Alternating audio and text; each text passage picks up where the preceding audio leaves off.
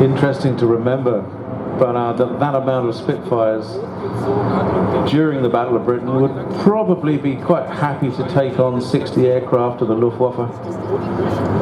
The ratio during most of the dogfights recorded during the summer 1940 was almost a ratio of 1:4, and of course this included bombers on the German side, but and at the same time about the German fighters, the endurance on the fuel quantity in the Messerschmitt 109 was so low that most of the German fighters, escort fighters, were not able to stay above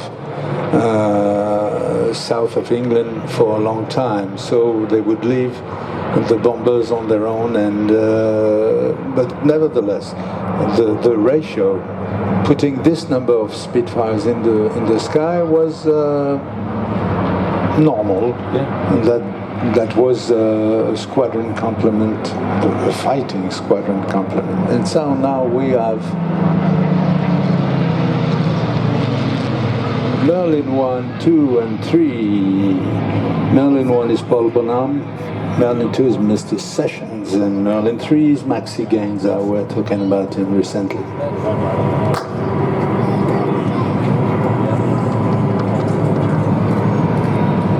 And now, coming from the left, the big engine one.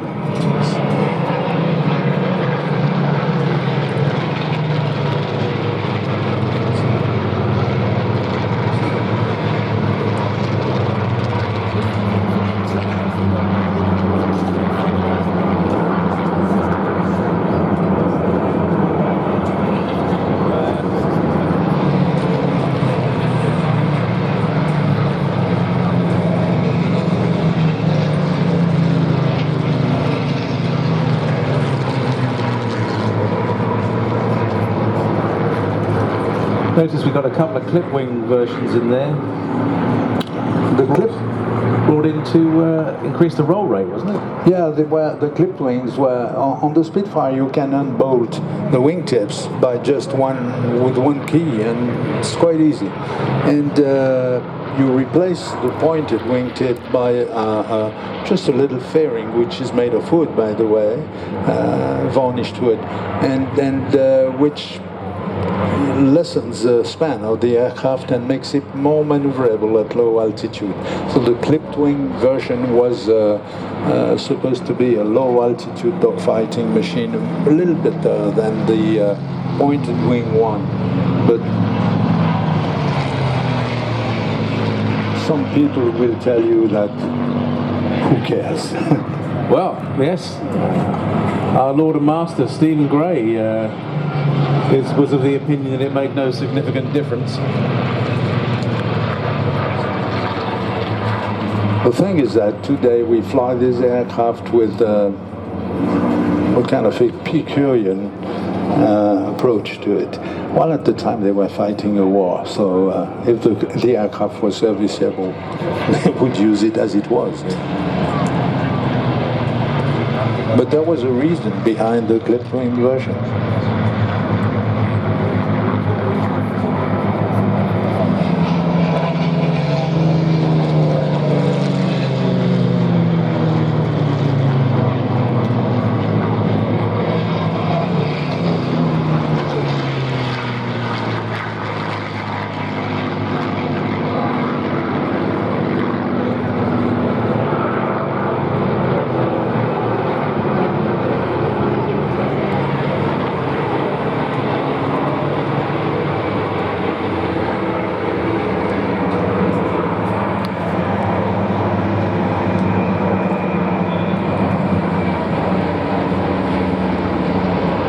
If you look closely at the aircraft flying, you'd see that they're dancing from side to side, and that because of the fact that you're flying so many aircraft in a small volume, the air becomes quite turbulent above the runways, and it becomes more and more bumpy. And quite uncomfortable for the crews, for the pilots. The slipstream from these big props and the wings and everything adds up and up and up, and the air boils over the runway.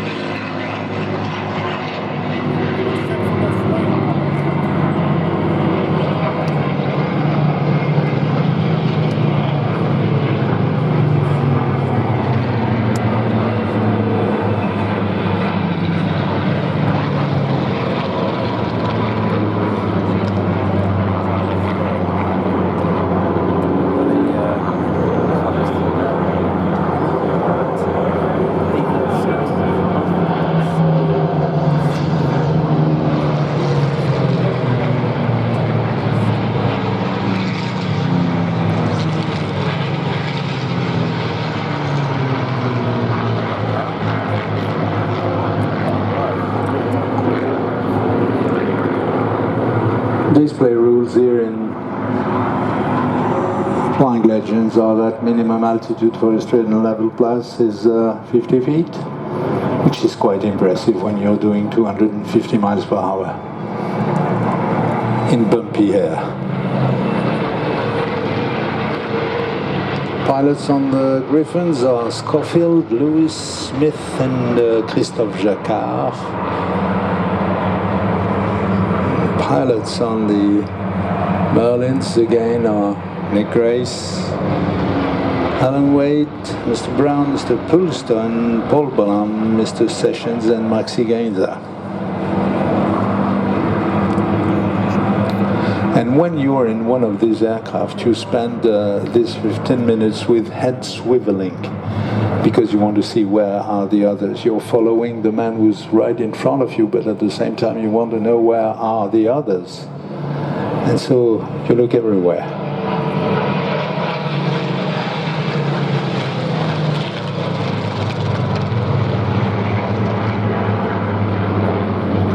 So how much physical effort goes into flying a bird like this? A flight like this, you end up having perspired 2 pounds of water, because it's hot in this aircraft. There's no air But it conditioning. is physical. It needs And it's firm control inputs. It's well, the speed is quite light on the controls, and it's not real physical effort in flying it, but you're concentrating on what you're doing. You're so focused that it's really a tough act. It seems nothing. It's only 15 minutes of merry-go-round, but you can see it that way. But once you're inside the machine, it's really different. Of course, these guys were fighting at a lot higher altitudes than they are displaying, and I suppose the control inputs and the physicality lessens the higher you go, the thinner the air. When you get into thinner air, the aircraft becomes lighter under your hand, but at the same time it loses precision. And flying high with these machines was completely different. They were high as, what, 25,000 feet, for instance. They had some dogfights at this kind of altitudes. And of course, you can't pull as many Gs as you would in low altitude, but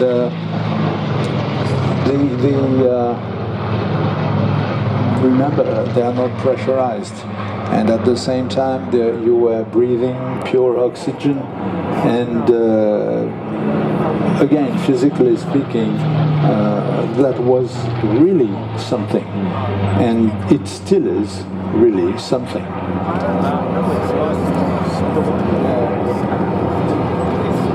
And you have to keep on your toes until you're landing, and landing in Duxford on this piece of grass is you do have, of course, rules, and you want to land, you have to look at the man in front of you. Is he using the right part of the grass or the left part of the grass? Where am I going to land?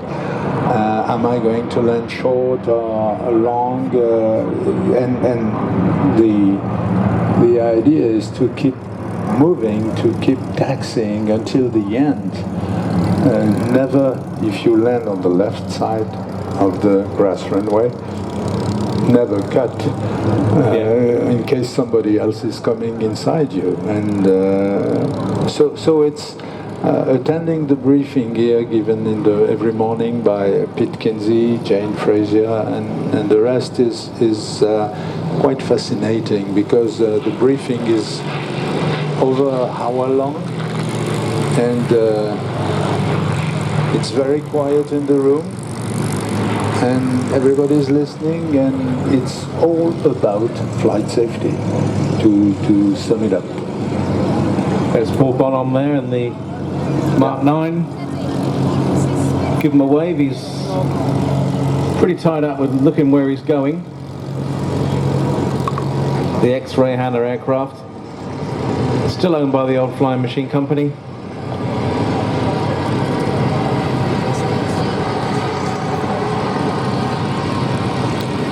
One of the most famous Spitfires, Ray Hanna's. Unrestored. An aircraft we spent its whole life flying. The one with the red markings on the fuselage is based in Germany, is Maxi Gainzer.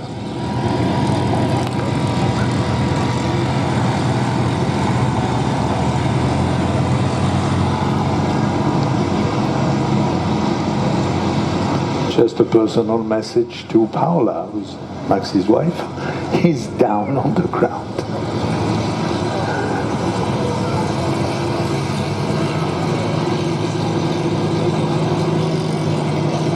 JT-10, another Mark 9, Mark 9E from the Historic Flight Foundation.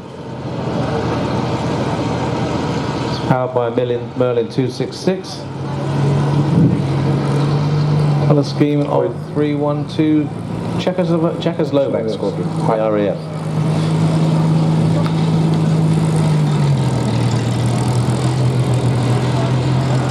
Spitfires have been flown during the war by something like 26 different nationalities. And some of them wearing different markings, including Luftwaffe markings. Yeah. Fins. Finish.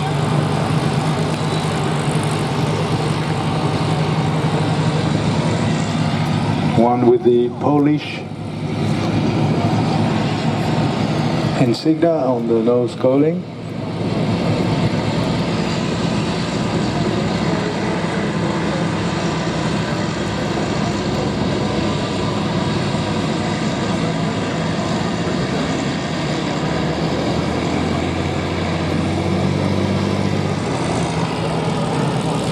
It's the Mark 5 of the fighter collection. Mark 5B. The colour scheme of City of Winnipeg 402 Squadron. During the war, aircraft were sponsored, and some banks, car makers, cities sponsored, gave money to build a Spitfire or a Hurricane. Or not just in this country, there was Indian Spitfires, there was a couple of Spitfires raised by Bahrain, a couple in Singapore.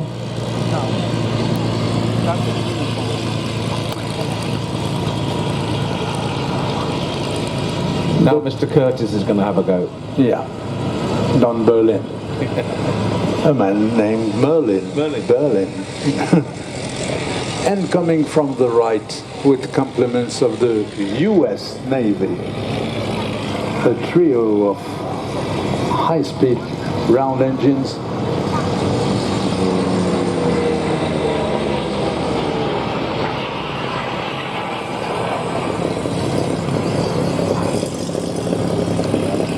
Much different noise. In this trio you have two Corsairs, the bent wing, strange looking aircraft, looks like a locomotive, you know, with a big rounded nose. But it's, and it was a handful, but it became one of the most effective aircraft during World War II. But the leading aircraft of this trio is this one disappearing to the right, the Bearcat, the ultimate piston engine fighting machine, flown by Pete Kinsey, chief pilot of Flying Legends and the Fighter Collection. And here come the two Corsairs.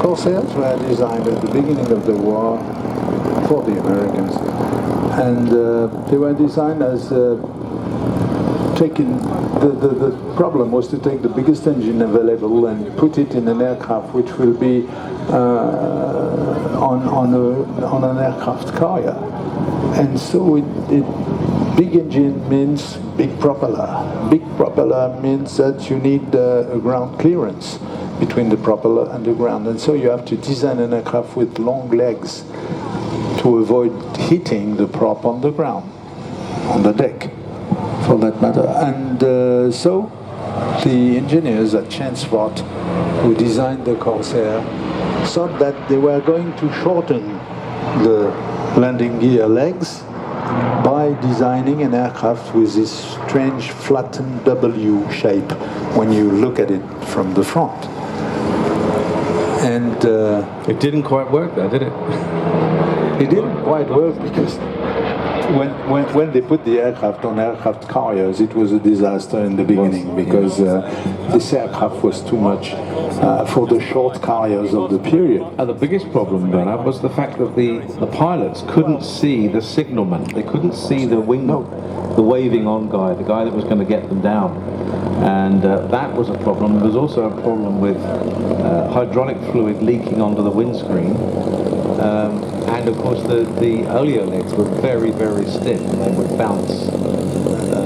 And it was the British that came up with the idea that if you did a side slipping approach, curved approach, actually you could keep the signalman in view right to the very last minute.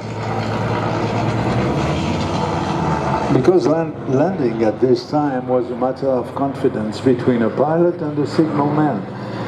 Batman on the carrier, who was a very, very experienced pilot, and who could, just by looking at the approach, who could talk to the pilot through movements of the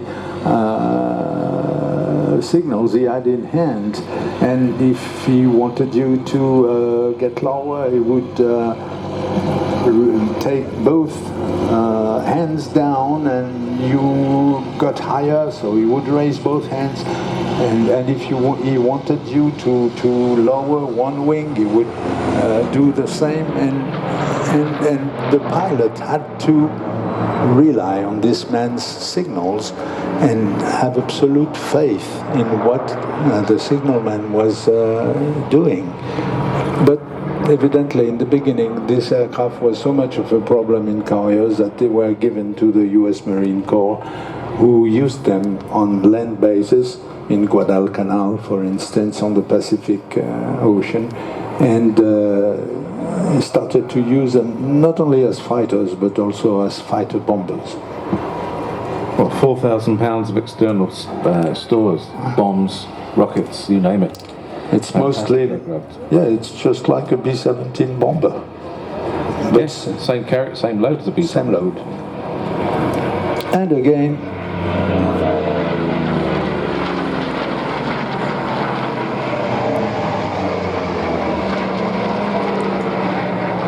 the Japanese called it the whistling death. Yes. Because it whistles. It has a muffled sound. Through the cooling vents. Yeah. And unlike the Mustang, which whistles through the gun ports, that's through the cooling flaps. And it's more of a whisper and then a whistle. And the thing is that the Corsair was made for long distance flight above the Pacific. Again, this was the first fighter where you had armrests, and you even had a little recess to put your pack of cigarettes and your Zippo in it. They didn't know that smoking was dangerous.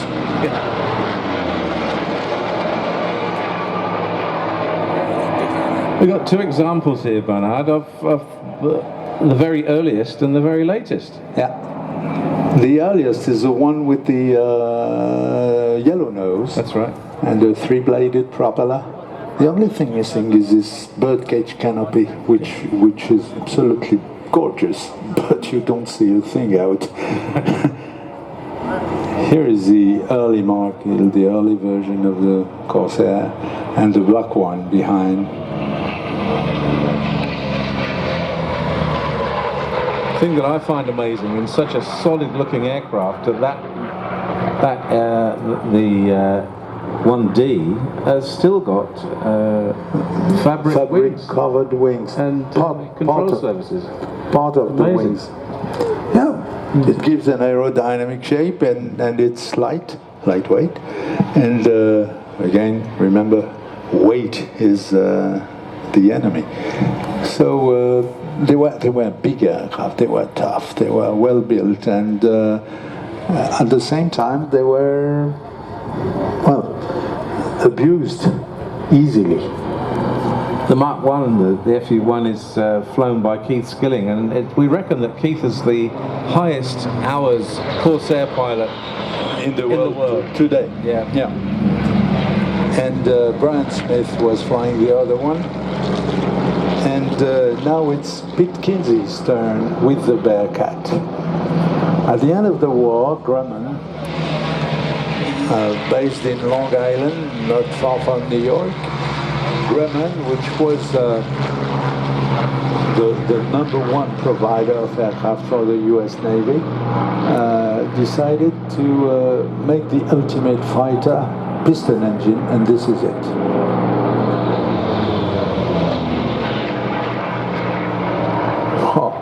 You take the biggest engine you can find and you put the smallest airframe around you can design, and with absolutely powerful control surfaces and controls, and you end up with a little monster